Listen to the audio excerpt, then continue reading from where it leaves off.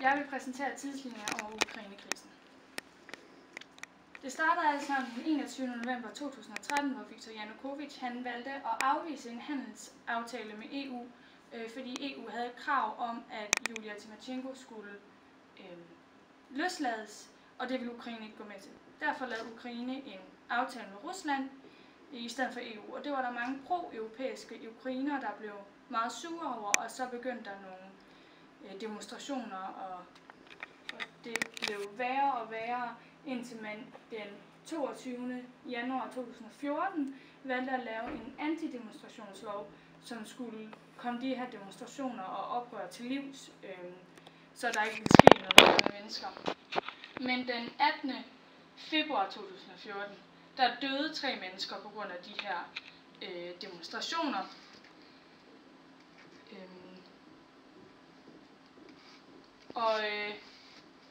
Og fra det tidspunkt af, der begyndte menneskeliv bare at blive mistet, og dødstallene bare røg op.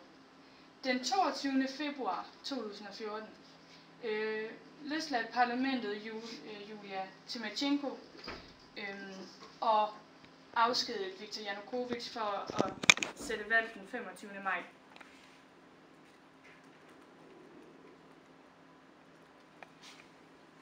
Den 26. februar 2014 blev en person på Krim dræbt af pro-russiske separatister,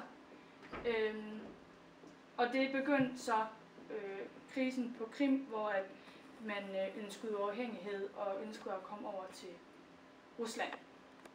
Den 28. februar udmelder USA så, at de bakker op om Ukraines nye premierminister, selvom Rusland egentlig sætter spørgsmålstegn ved den nye regering, da de ikke tror på, at den er legitim.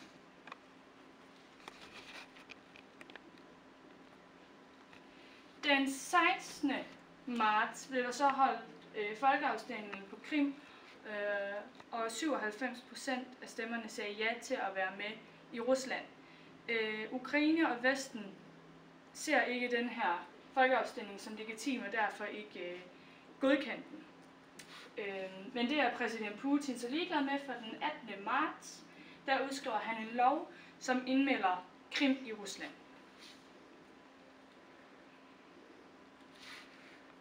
Den 7. april er der oprørende syret i Kyiv tager til, og alle de her oprør i Øst-Ukraine, de tager til, og der er nogle regeringsbygninger i Donetsk, der bliver overtaget af demonstranter. Den 2. maj, der er der sammenstød i byen Odessa, som koster 42 personer livet. Og det er seriøst herfra, at kampene de begynder. Den 5. september, der bliver der så lavet en aftale med våbenhvile, men allerede dagen efter bliver den brudt, og den bliver brudt hver dag efter den er lavet, så man kan ikke rigtig kalde det en våbenhvile. Den 20. november 2014 er der så over 300 døde, og det er bare i den seneste måned. Og det tal det blev ved med at stige. Og i januar 2015, der kan man stadig ikke kunne overholde en våbenhvile.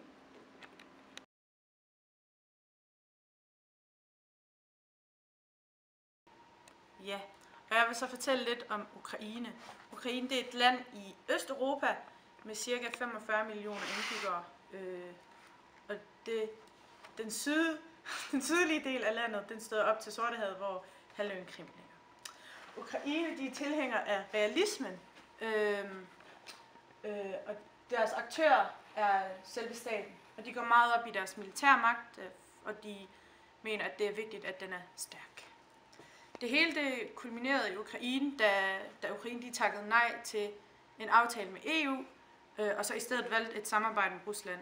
Og grunden til, at de takkede nej, det var, at Rusland havde presset rigtig hårdt for at få Ukraine til at takke nej, da det ikke er i Ruslands interesser.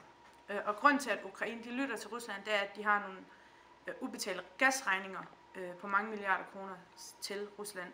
Og hvis Rusland de vælger at lukke gassen til Ukraine, så vil det også ramme Centraleuropa, da rigtig mange russiske gasledninger går igennem Ukraine.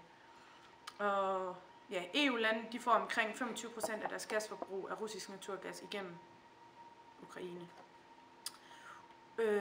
Ukraines præsident Viktor Yanukovych begrundede sin manglende underskrift med, at EU ikke tilbød tilstrækkelig finansiel bistand til at rette op på Ukraines økonomi. Og han tilføjede så også, at Ukraine ikke kunne tåle at ofre samhandlen med Rusland for at stå på bedre fod med EU. Og Viktor Yanukovych han blev udråbt som vinder af præsidentvalget i efteråret 2004, men valget var meget præget af svindel, og det startede så den såkaldte orange revolution. Og den tvang ham så til at gå af, hvor det så blev valgt en anden præsident. I 2010 blev han så valgt igen, men han vandt med en snæver sejr over for den daværende premierminister Julia Tymosjenko, der faktisk var en ledende figur under den orange revolution. Og hun blev så idømt 7 års fængsel for magtmisbrug, og den er blevet meget kritiseret, den her dom af EU og USA, for at den bliver betragtet som en politisk hævnagt fra Yanukovychs side. Krimhalvøen, den blev så centrum for den her konflikt, da regionen begyndte at opleve sammenstød inde i regionen for pro-EU og så pro-Rusland, og det skabte så en masse konflikter inde i regionen.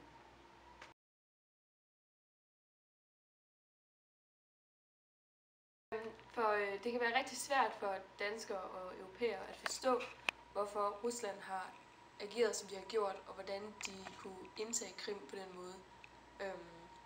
Det er meget svært at forstå, hvorfor at Krim er så vigtig for Rusland at have under deres magt.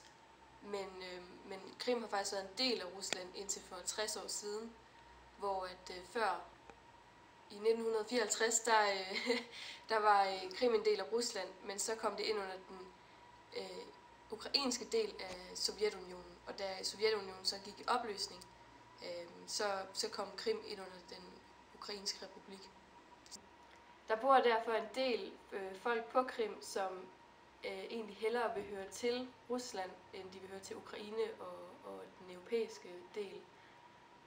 Men samtidig bor der også en rigtig stor del af befolkningen, som hellere vil høre til Ukraine.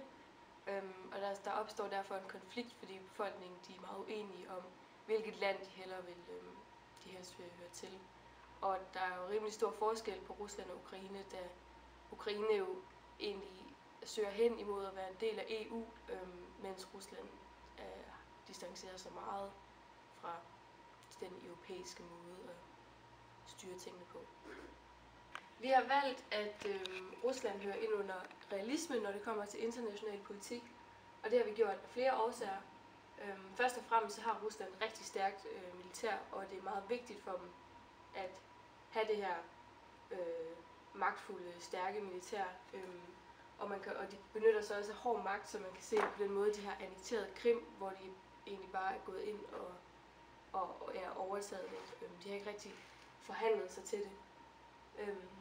På det andet punkt, der har vi skrevet samarbejde, da Rusland er en meget svær stat at samarbejde med, da de går meget op i deres egne interesser, og er derfor ikke så gode til at gå på kompromis, da de egentlig helst ser, at de får det på deres egen måde, som de helst vil have det, og at de vil gerne have, at de aftaler, de indgår, de gavner Rusland så meget som muligt. Og det er egentlig også lidt det her med egoistisk og magtbegærligt. Det er også det her med, at for dem er Rusland jo det vigtigste, og de vil rigtig gerne have en masse af magt, og det går efter deres hoved. Og så til sidst har vi skrevet stater kæmper om magt, hvor vi har set, for eksempel i den kolde krig, hvor det var meget Sovjet imod USA, det er også de her 2 supermagter, som kæmper imod at være de største og de mest magtfulde i verden. Så ja.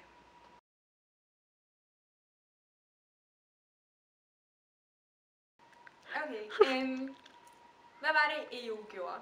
EU de sendte sanktioner Rusland, i stedet for at støtte de ukrainske styrker med militær. Og det vil så sige, at de har gjort brug af hård magt. Og hvad er det EU også gør? Jamen EU er også med til at få Rusland til at føle sig omringet, og hvordan det? Jamen det er fordi, at de regner med, at Ukraine gerne vil have et EU-medlemskab, hvilket vil føre til et NATO-medlemskab. Måske. Og hvis det så sker, så vil Rusland føle sig omringet af Vesten. Og det dårlige ved et NATO-medlemskab for Rusland, det vil være, at de kunne miste deres flådebase på Krim, og det vil så svække deres militære styrke. Men hvad er EU egentlig? EU det er tilhænger af den liberalistiske grundteori, og det er det fordi, at de tror på, at et samlet netværk på tværs af lande forhåbentlig vil føre til hvad kan man sige, mindre krig osv. Og man kan se, at det modsatte det er sket her i Ukraine og Rusland, fordi der er ikke rigtig sket noget konfliktdæmpende. Tværtimod så føler Rusland sig jo truet på grund af EU's stærke relationer. Okay, og hvad kan man ellers se ved Rusland? Man kan se, at der er et bipolært system. Fordi at på den ene side, der har vi Rusland, og på den anden side har vi ligesom EU og NATO, som man ligesom kan kalde for Vesten. Og fordi der er det her bipolære system, kan man så sige, at det går imod liberalisternes teori om at økonomisk samarbejde vil få aktørerne til at tænke på en økonomisk vækst, i stedet for deres egne interesser, men russerne de tænker jo rigtig meget på deres flådebase, så derfor går den ligesom lidt imod. Hvad mener realisterne? Jamen, realisterne siger jo, at Ukraine oprustes, og det gør de, fordi at de gerne vil være en del af Vesten. Det her det resulterer så i, at de er en kæmpe trussel for Rusland. Så derfor er der ligesom tale om en ustabil sikkerhedskompleks, fordi Rusland igen tænker på deres flådebase.